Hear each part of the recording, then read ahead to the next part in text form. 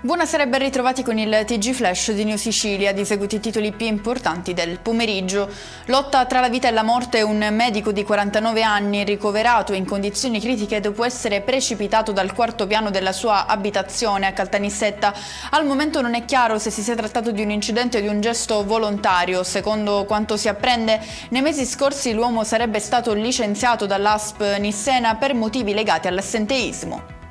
Accesso al percorso della giustizia riparativa lo ha chiesto alla Corte d'Assise d'Appello di Catania il legale di Martina Patti, condannata a 30 anni di reclusione per l'omicidio della figlia Elena, uccisa nel giugno 2022 a Mascalucia.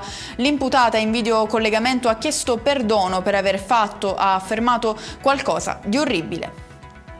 Ridotta in appello la pena della figlia di Laura Bonafede, storica amante di Matteo Messina Denaro, la donna, ora condannata a 3 anni invece che a 4, si sarebbe occupata di smistare la corrispondenza del padrino e lo avrebbe aiutato durante la latitanza. Ci spostiamo a Porto Empedocle nell'Agrigentino per il crollo avvenuto all'interno di una palazzina a cedere una scala interna dell'edificio che ha provocato il ferimento di un uomo. Chiudiamo con le previsioni meteo per domani. Nell'isola il sole rimane protagonista, con il tempo stabile e cieli in gran parte soleggiati, oscurati da parziali annuvolamenti con qualche addensamento dal pomeriggio, le zone interne e il litorale ionico. E con questo è tutto, prossimo appuntamento domani alle 13:30. Grazie per averci seguito, buon proseguimento di serata.